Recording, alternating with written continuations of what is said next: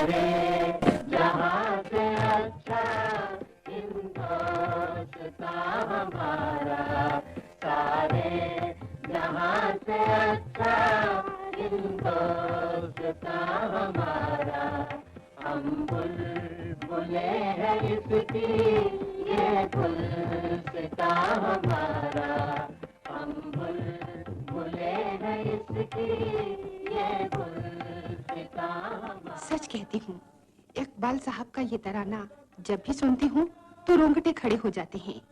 ये सिर्फ राष्ट्रभक्ति ही नहीं है, अपने राष्ट्र, अपने देश के लिए अपना सब कुछ न्यौछावर कर देने का अद्भुत समर्पण सुख भी है। खुद को शून्य में समोकर बाकी का सब कुछ हिमालय की विशालता को इसलिए सौंप देना कि वो हमारा मजबूत संतरी है। कितनी उत्कट लालसा है मेरी ऐसा करने की। अरे क्या बात है भाई, आज सुबह से मैं देख रहा हूं कि तुम बहुत भावुक हो रही हो। माना कि आज 15 अगस्त है, हमारे देश का पवित्र राष्ट्रीय पर्व स्वतंत्रता दिवस है। देश विदेश में ढेर सारे समारोह इस उपलक्ष्य में हो रहे हैं। अखबार, रेडियो, दूरदर्शन सभी तो आज उत्सव में हैं। लेकिन भाई तुम्हारी जैसी भावुकता, माफ करना, मैंने नहीं देखी। भावुकता मुझ में नहीं, कमोबेश उन कुछ उत्सव धर्मी लोगों में है जो आज के दिन के शरीर को तो पहचानते हैं, उसकी आत्मा को नहीं। स्वाधीनता का ठीक ठीक अर्थ वे लोग नहीं जान पाते जिनसे कभी स्वाधीनता छीनी न गई हो, मगर इसे महसूस तो हर कोई कर सकता है। परतंत्रता, गुलामी से मुक्ति पाने के लिए इस देश के सपूतों ने क्या कुछ नहीं किया, क्या कुछ नहीं सहा। तुम ठीक कह रही हो। दास्ता से मुक्ति पाने की कथा को हम युवा लोग आमतौर पर जितना जानते हैं वो नाकाफी है। इतिहास बन गई कुछ घटनाओं और ऐतिहासिक बन गए कुछ देशभक्तों को याद करने मात्र से ही हम स्वतंत्रता के समग्र रूप को जानने के अधिकारी नहीं हो जाते। इसलिए ये जरूरी है कि आज के दिन हम उत्सव तो मनाएं, मगर आजादी के अर्थ की परतों को भी टटोलें। हाँ, इसे अपने देश के संदर्भ में देखें। दुर्भाग्य से हमारा ये देश प्रायः विदेशी आक्रमणों का प्रिय स्थल रहा है।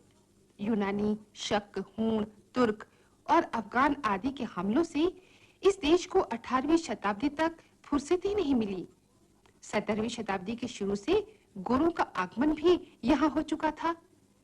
18वीं शताब्दी तक ये देश वाकई सोने की चिड़िया था और इस सोने की चिड़िया को ईस्ट इंडिया कंपनी नामक बहेलिये ने चुपचाप और क्रमशः अपने जाल में फंसा लिया था। सुनो सुनो सुनो, खल्क खुदा का, मुल्क बादशाह का और हुक्म कंपनी बहादुर का। सुनो सुनो सुनो। और फिर धीरे धीरे इतिहास चलकर 1857 तक जा पहुंचा। 1857 का संग्राम वास्तव में हमारे स्वाधीनता आंदोलन की नींव है। अजीमुल्ला खां, नाना साहब, तात्या टोपे, रानी लक्ष्मीबाई और बहादुर शाह जफर ने एक साथ मिलकर स्वाधीनता के लिए जो बिरवा रोपा, वही भविष्य में चलकर हमारी आजादी का महावृक्ष बना है। हाँ, इसीलिए 1857 के विद्रोह के बाद इंग्लैंड की रानी भारत की सम्राज्ञी घोषित हो गई। ब्रिटेन द्वारा भेजा गया गवर्नर जनरल हमारा वायसराय हो गया। सारे देश की अर्थव्यवस्था विदेशी शासकों के हाथों में सिमट गई। हमारे सामाजिक जीवन के ढांचे में बदलाव आने लगे। वे सत्ता और शक्ति के बल पर धन बटोरते, लूटते, उपहार लेने के नाम पर बड़े-बड़े नजराने लेते, व्यापार के तमाम फायदे लेते और बदले में रैयत को देते थे शारीरिक उत्पीड़न, भूखमरी, तबाही। उन्होंने कानून को अपने पक्ष में लागू किया और उसकी आड़ में एक पूरे देश की आत्मा को मानो कैद कर लिया। किसी भी संभावित विद्रोह को कुचलने के लिए 1857 के बाद उन्होंने सेना का पुनर्गठन किया। हथियारों के संबंध में भी कानून जारी किया गया। हथियारों को सरकारी रजिस्टर में दर्ज कराए बकाये रखना जुर्म घोषित किया गया। 1857 के बाद 1885 में भारतीय राष्ट्रीय कांग्रेस की स्थापना देश की स्वतंत्रता के लिए कालांतर में सबसे उपयोगी सिद्ध हुई। कुछ ही समय के बाद दादा भाई नौरोजी, महादेव गोविंद रानाडे आदि नेताओं ने देश की माली हालत की दयनीयता और अंग्रेजों के जुल्मों का हाल देश के सामने रखना शुरू किया। इन वर्षों ने संपूर्ण भारतीय मानसिकता को मथ डाला। भारतीय मानस में स्वाधीन होने की भावना किसी लावे की तरह बह निकली। इस लावे को भारतेंदु हरिश्चंद्र ने अपनी रचनाओं में रचा और बंकिम चंद्र चटर्जी के आनंद मठ नामक उपन्यास का ये गीत तो तब मानो पूरा देश ही गा उठा था।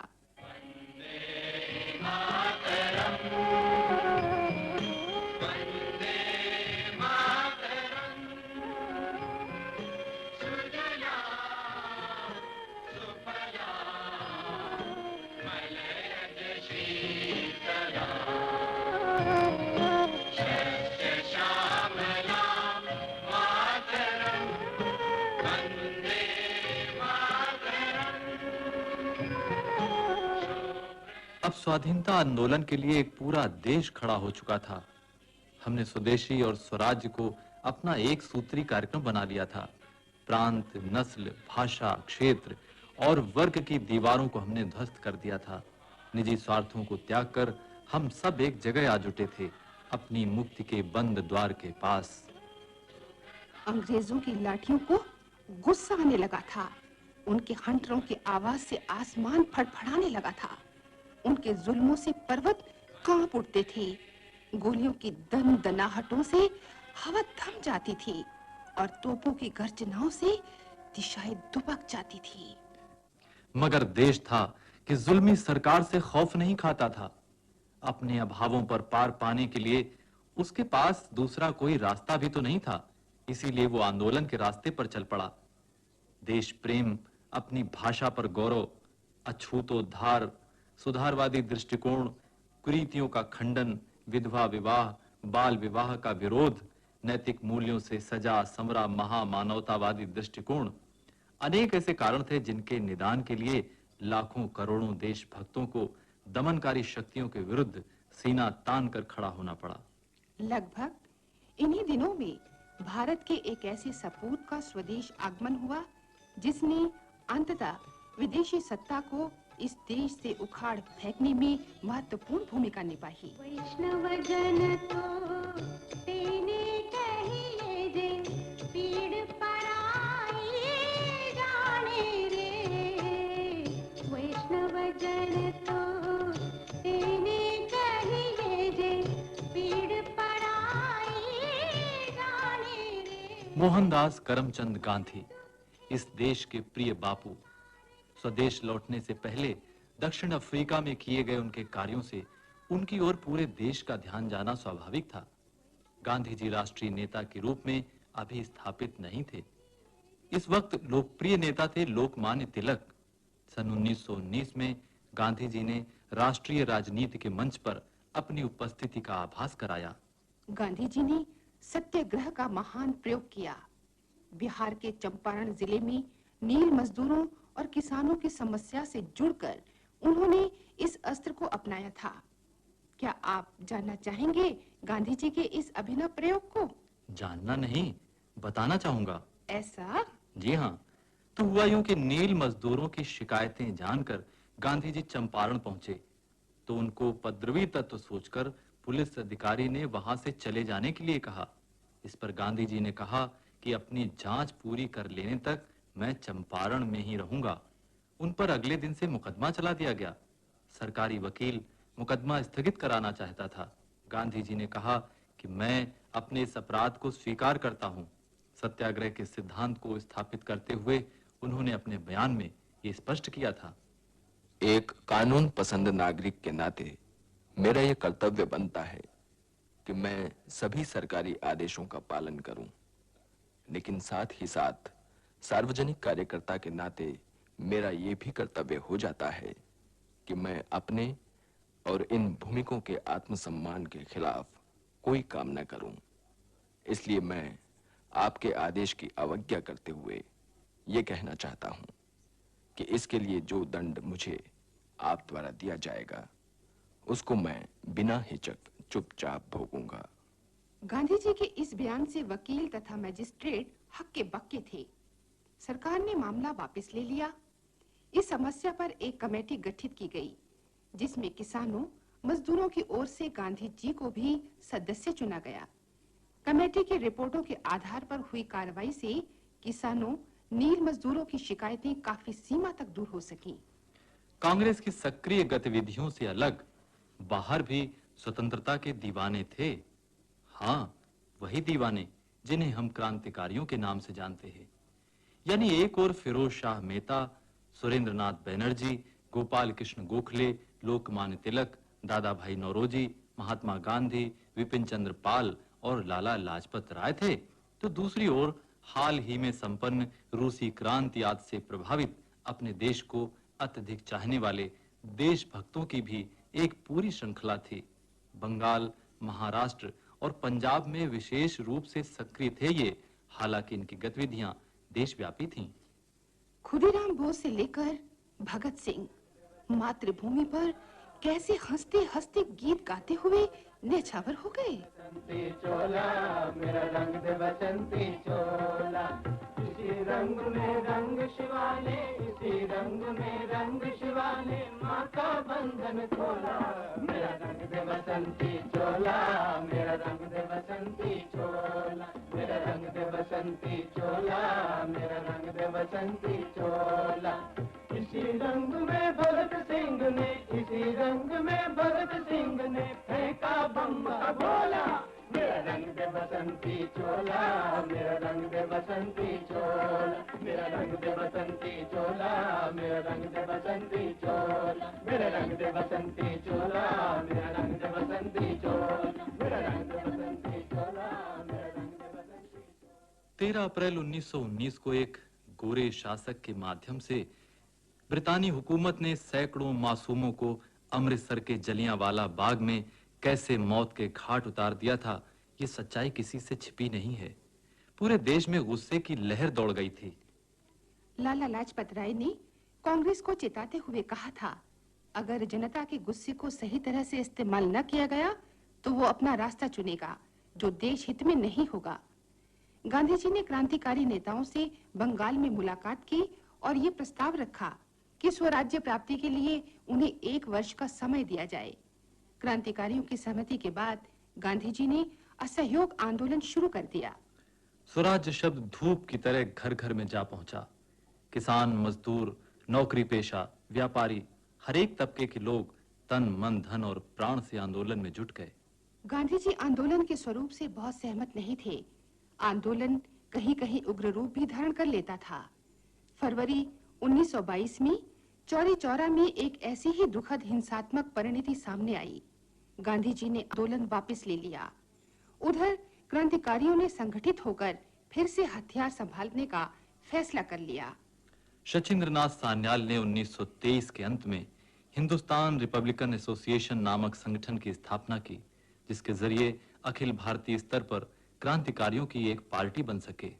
राम प्रसाद बिस्मिल, राजेंद्र नाथ लाहिड़ी, रोशन सिंह, अशफाक उल्लाह खां और उनके अन्य क्रांतिकारी साथियों ने अगस्त 1925 को क्रांतिकारी पार्टी के लिए चंदा इकट्ठा करने की गर्ज से लखनऊ के पास काकोरी में रेलगाड़ी से सरकारी खजाने को लूटकर साहस का परिचय दिया। चंद्रशेखर आजाद के अलावा बाकी सारे क्रांतिकारी पकड़े गए। उन्हें बंदी बनाकर फांसी की सजा सुनाकर भी विदेशी हुकूमत निश्चिंत न हो सकी, क्योंकि जेल की दीवारें गाती थीं और विदेशी सत्ता कांप उठती थी। सरफरोशी की तमन्ना अब हमारे दिल में है, सरफरोशी की तमन्ना अब हमारे दिल में है, देखना है जोर कितना बाजुए कातिल में है, सरफरोशी की तमन्ना अब हमारे दिल में है। ये क्रांतिकारी गीता और पिस्तौल दोनों में पूरी आस्था रखते थे। इन्होंने एक ऐसे स्वाधीन देश का सपना देखा था जिसमें अपनी सत्ता होगी, समानता और न्याय का वातावरण होगा, हर नागरिक स्वस्थ, शिक्षित और संपन्न होगा। इनके लिए आजादी का मतलब केवल गोरों को मार भगाने से कहीं आगे तक जाता था। इसीलिए देश के सर्वांगीण विकास की ये कल्पना करते थे, उस पर बलिदान करने के लिए अपना शीश सदैव तैयार रखते थे। मातृभूमि से विकट प्रेम करने का ऐसा जज्बा इन क्रांतिकारियों को दृढ़ प्रतिज्ञ भी रखता था। अमर शहीद राम प्रसाद बिस्मिल ने अपनी आत्मकथा में लिखा है, आज 16 दिसंबर 1927 ईस्वी को इन पंक्तियों का उल्लेख कर रहा हूं, जबकि 19 दिसंबर 1927 ईस्वी सोमवार को 6:30 बजे प्रातःकाल इस शरीर को फांसी पर लटका देने की तिथि निश्चित हो चुकी है। ये सर्वशक्तिमान प्रभु की लीला है। मृत्यु के सकल उपक्रम निमित्त मात्र हैं। यद्यपि ये बात परम ब्रह्म ही जानता है कि किन कर्मों के परिणाम स्वरूप कौन सा शरीर इस आत्मा को ग्रहण करना होगा, किंतु अपने लिए ये मेरा दृढ़ निश्चय है कि मैं उत्तम शरीर धारण कर नवीन शक्तियों सहित अतिशीघ्र ही पुनः भारतवर्ष में ही किसी निकटवर्ती संबंधी या इष्ट मित्र के गृह में जन्म ग्रहण करूंगा, क्योंकि मेरा जन्म जन्मांतर उद्देश्य रहेगा कि मनुष्य मात्र को सभी प्रकृति पदार्थों पर समान अधिकार प्राप्त हो, कोई किसी पर हुकूमत न करे, सारे संसार में जनतंत्र की स्थापना हो। यदि एक और बिस्मिल ने ये बात कही तो उनकी फांसी के कुछ दिनों बाद महान शहीद भगत सिंह द्वारा 8 अप्रैल 1929 को असेंबली में बम फेंकने के बाद बांटे गए पर्चे में ये कहा गया था, बहरों को सुनाने के लिए बहुत ऊंची आवाज की आवश्यकता होती है। प्रसिद्ध फ्रांसीसी अराजकतावादी शहीद वेलिया के ये अमर शब्द हमारे काम के औचित्य के साक्षी हैं। राष्ट्रीय दमन और अपमान की इस उत्तेजनापूर्ण परिस्थिति में अपने उत्तरदायित्व की गंभीरता को महसूस कर हिंदुस्तान समाजवादी प्रजातंत्र संघ ने अपनी सेना को यह कदम उठाने की आज्ञा दी है। इस कार्य का प्रयोजन है कि कानून का ये अपमानजनक प्रहसन समाप्त कर दिया जाए। हम मनुष्य के जीवन को पवित्र समझते हैं। हम ऐसे उज्जवल भविष्य में विश्वास रखते हैं जिसमें प्रत्येक व्यक्ति को पूर्ण शांति और स्वतंत्रता का अवसर मिल सके। इनकलाब जिंदाबाद।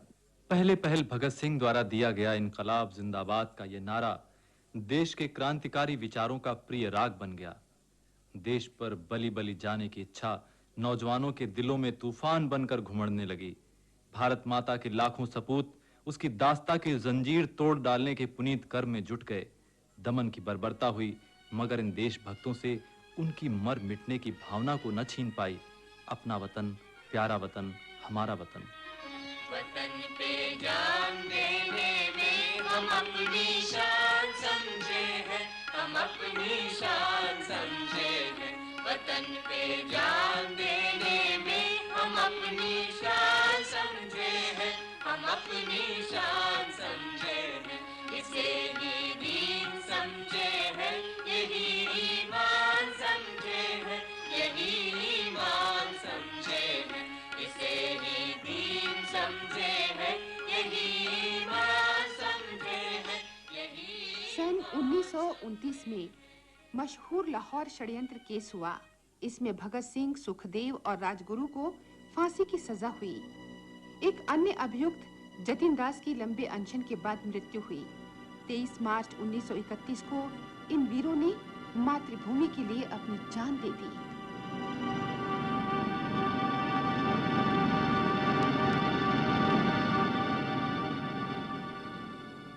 मगर इतिहास में उठने वाली ऐसी उद्दाम तरंगों को कोई कहां रोक पाता है। अत्याचार, शोषण, अन्याय और लूट को सहते सहते जनता का क्रंदन तीव्रतर होता जा रहा था। बच्चे, बूढ़े, स्त्री, पुरुष, मालिक, मजदूर, नेता, बुद्धिजीवी हर कहीं से अंग्रेजों के जुल्म का प्रतिकार लेने और उनके काले कारनामों को उघाड़ने का काम जारी था। जहां तोप, तलवार काम नहीं आ रही थी, वहीं कलम काम आ रही थी। देश के तमाम बड़े नेता या तो अपना अखबार निकाल रहे थे या फिर अखबारों में लिख रहे थे। लेखक, पत्रकार सब अपने अपने स्तर पर, मगर संगठित रूप से विदेशी हुकूमत पर टूट पड़े थे। उपन्यास सम्राट प्रेमचंद अपने पात्रों के माध्यम से जन जागरण का काम कर रहे थे। 26 जून 1933 को उन्होंने भारत की चांदी अमेरिका को शीर्षक से एक छोटा सा लेख लिखा था।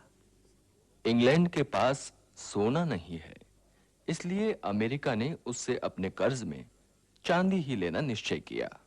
भारत के पास चांदी थी। इंग्लैंड से हुक्म आया, वो चांदी अमेरिका को दे दो। हुक्म की तामील कर दी गई। चांदी कितने की थी, उसका दाम कब मिलेगा, ये सब बातें पूछने से भारत सरकार को क्या प्रयोजन। मुनीम का काम सेठ की आज्ञाओं का पालन करना है।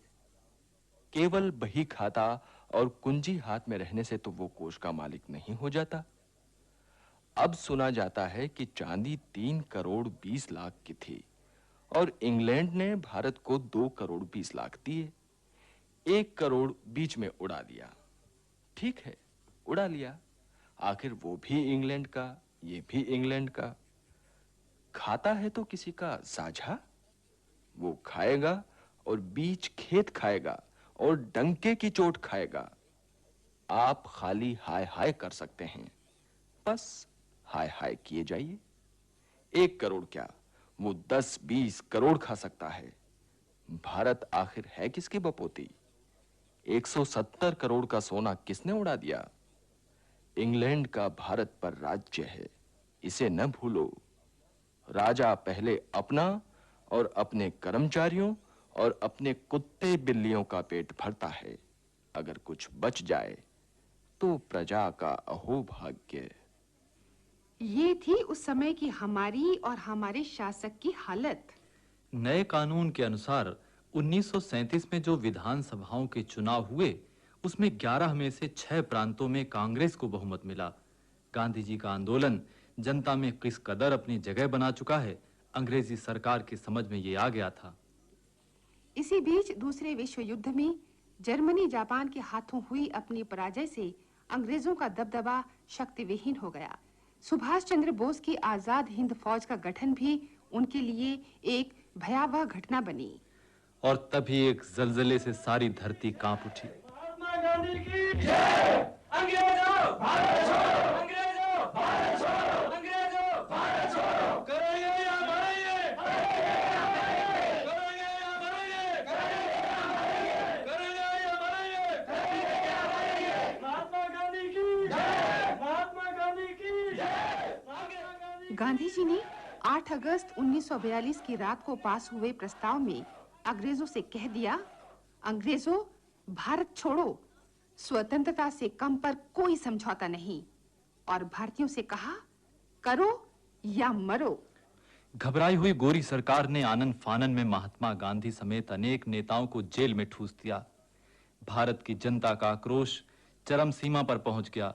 उसने आंदोलन अपने हाथों में ले लिया और आंदोलन आंदोलन न रहकर जन क्रांति बन गया। अंग्रेजों की शासन व्यवस्था को पूरी तरह छिन्न भिन्न कर दिया गया।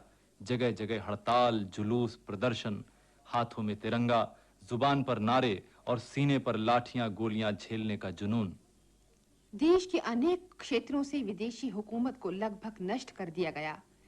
जगह जगह राष्ट्रीय ध्वज लहराता दिखाई पड़ने लगा था। अनेक सरकारी इमारतें जला दी गई थीं। पुलिस थानों पर तिरंगा लहराने की लालसा को गोलियां भून न पाती थीं।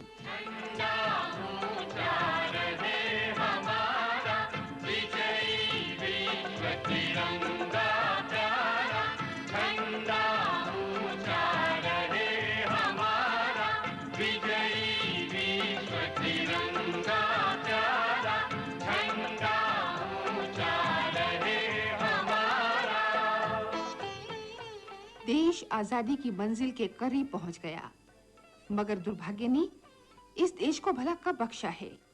मुस्लिम लीग और जिन्ना ने देश के बंटवारे की जिद पकड़ ली। कैसा विरोधाभास है कि मुस्लिम बहुल सरहदी प्रांत लीग और जिन्ना के पूरी तरह विरुद्ध था। और दुर्भाग्य ने अपने आखिरी दांव में ये करिश्मा कर ही डाला कि ब्रिटिश साम्राज्यवादी जाते जाते इस देश को 2 टुकड़ों में तकसीम कर जाना नहीं भूले। भयंकर दंगे हुए, रक्तपात हुआ और पाकिस्तान के नाम से एक नया देश बना। इस प्रकार 15 अगस्त 1947 को मिली हमें आजादी। तिरंगा शान से लहराया। इस अवसर पर पंडित जवाहरलाल नेहरू ने कहा, Long years ago, we made a tryst with destiny, and now the time comes when we shall redeem our pledge, not only or in full measure, but very substantially. At the stroke of the midnight hour, when the world sleeps, India will awake to life and freedom.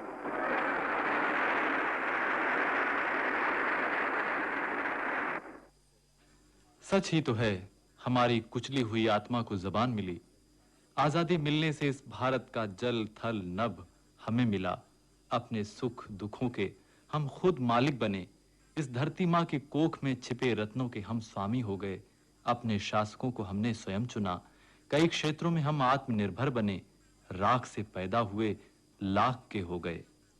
हाँ, ये तो सब ठीक है कि हमारी उपलब्धियां कम नहीं हैं। इन्हें गिनवाकर हम प्राय संतुष्ट भी होते रहते हैं। मगर क्या आज स्वाधीनता दिवस के इस पावन पर्व पर हमें ये नहीं सोचना चाहिए कि उन शहीदों ने जिस आजादी के सपने की खातिर अपने जीवन का सब कुछ होम दिया, सर्वोच्च बलिदान दिया, क्या हम उनके सच्चे उत्तराधिकारी हैं? सवाल तो तुम्हारा वाजिब है और मौजू भी, लेकिन इसी का जवाब मैं तुमसे पूछूं तो मैं कहूंगी कि शायद हाँ, शायद नहीं। हाँ और नहीं दोनों? हाँ तो इसलिए कि बिला शक हमने उद्योग, विज्ञान, कृषि उत्पादन, शिक्षा तथा स्वास्थ्य आदि क्षेत्रों में कुछ सफलताएं प्राप्त की हैं। और शायद इन सबसे भी महत्वपूर्ण बात है कि हमने आजादी से लेकर अब तक अपने प्रजातांत्रिक मूल्यों, राजनीतिक प्रणाली, देश की एकता और अखंडता को सुरक्षित रखा है। सामाजिक जीवन में भी हम काफी बदलाव ला पाए हैं। देश के कार्यों में नारी पुरुष के साथ कंधे से कंधा मिलाकर सक्रिय योगदान दे रही है। मगर तुमने शायद नहीं भी कहा था ना अपने उत्तर में, भूल गई? नहीं, भूली नहीं हूँ, बल्कि जोर देकर इस बात को कहना चाहूंगी कि दुर्भाग्य से हम में से कई हैं जो स्वाधीनता को ब्लैकमेल करने वाले अपराधी हैं। अरे, तुम ये क्या कह रही हो? हाँ, देश के उन शहीदों को ध्यान कर आज हर कोई अपने से पूछे, क्या उसने जाने अनजाने में आजादी से अनुचित लाभ नहीं कमाया? क्या उसने कभी अपने कार्यों से इस देश की समस्याओं का सार्थक हल खोजने में मदद दी है? क्या उसने गरीबी, भूखमरी, बेकारी, बेतहाशा बढ़ती आबादी, भ्रष्टाचार, दहेज, कमजोरों पर अत्याचार के खिलाफ कोई आवाज उठाई है? सच है, हमें हिम्मत से यह स्वीकार करना चाहिए कि अगर हमें इस देश की हवा से प्राणवायु लेने का अधिकार है, तो इन प्राणों से इसकी स्वतंत्र हवा की रक्षा भी हमें ही करनी होगी। हमें पूरी आजादी तभी मिलेगी जब अपने देश से हम आर्थिक, सामाजिक, राजनीतिक, धार्मिक, सांप्रदायिक प्रदूषणों को उखाड़ फेंकेंगे। इसके लिए हमें आज भी बलिदान करने की आवश्यकता है। 15 अगस्त के पर्व का अर्थ केवल उत्सवमय हो जाना नहीं है, बल्कि वो आजादी के सच्चे अर्थों की प्राप्ति के संकल्प से और अधिक जकड़े जाने का भी पर्व है। देश में बढ़ते अपराध, राजनीति के अपराधीकरण होने के संकेत, कुछ स्वार्थी तत्वों द्वारा देश की अखंडता को चुनौती, धर्म की आड़ में कुछ सांप्रदायिक ताकतों का दानवी नृत्य आदि आज इस महादेश के सामने प्राणघाती चुनौतियां हैं। इनसे लड़कर और इन्हें जीतकर ही हम अपनी सच्ची आजादी का अमृतपान कर पाएंगे। इसलिए आज हम देशवासियों का पुनः आह्वान करते हैं कि वे इस 15 अगस्त को और अधिक गरिमापूर्ण बनाने के लिए स्वयं को पुनः समर्पित करें। एक नागरिक का दायित्व निभाएं, जनशक्ति को एकत्र करें, संगठन की भावना को जागृत करें और स्वराज्य स्थापना के बाद अब सुराज्य स्थापना को अपना लक्ष्य बनाएं।